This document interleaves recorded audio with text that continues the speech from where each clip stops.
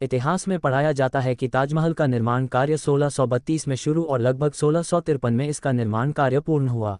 अब सोचिए कि जब मुमताज की मृत्यु 1631 में हुई तो फिर कैसे उन्हें 1631 में ही ताजमहल में दफना दिया गया, जबकि ताजमहल तो 1632 में बनना शुरू हुआ था।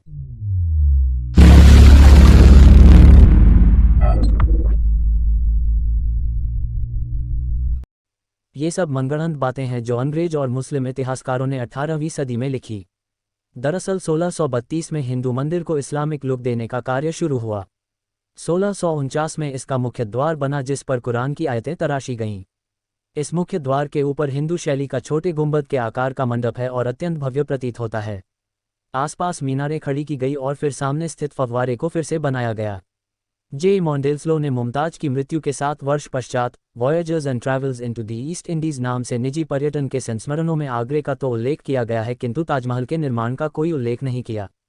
टॉलहर्निए के कथन के अनुसार 20,000 मजदूर यदि 22 वर्ष तक ताजमहल का निर्माण करते रहते तो मॉन्डेल्सलो भी उस विशाल निर्माण कार्य का उल्लेख अवश्य करता।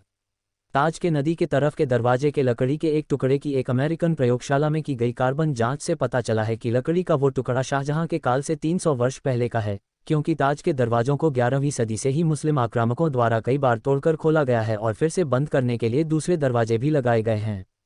ताज और भी पुराना हो सकता है। असल में ताज को सन 1115 में अर्थात शाहजहां के समय से लगभग 500 वर्ष पूर्व बनवाया गया था।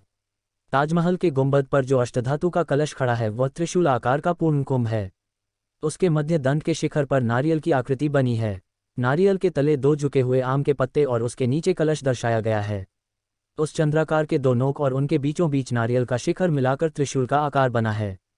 हिंदू और बौद्ध मंदिरों पर ऐसे ही कलश बने होते हैं। कब्र के ऊपर गुंबद के मध्य से अष्टधातु की एक जंजीर लटक रही है।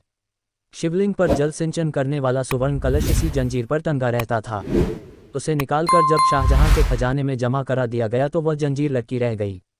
उस पर लॉर्ड कर्जन ने एक दीप लटकवा दिया, जो आज भी है।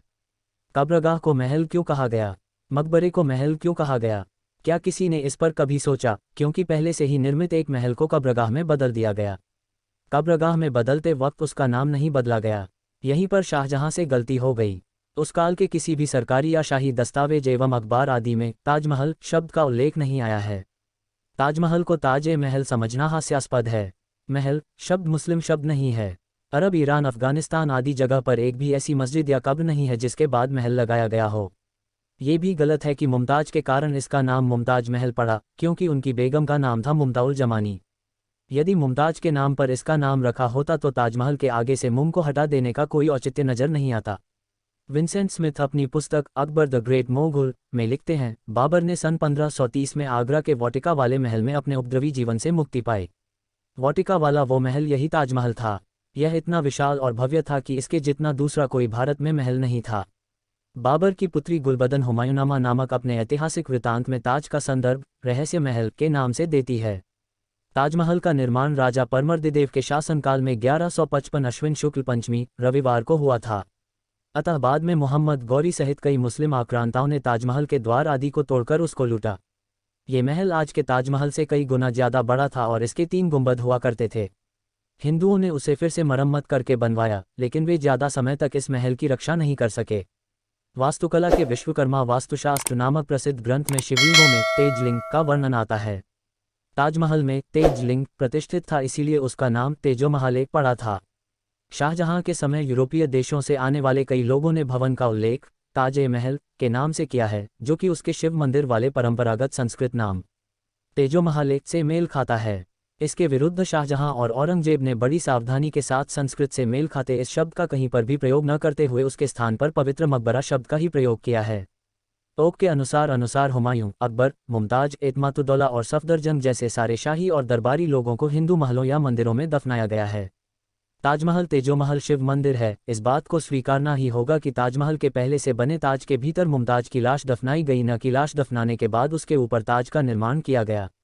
ताजमहल शिव मंदिर को इंगित करने वाले शब्द तेजोमहल शब्द का अपभ्रंश है। तेजोमहल मंदिर में अग्रेश्वर महादेव प्रतिष्ठित थे।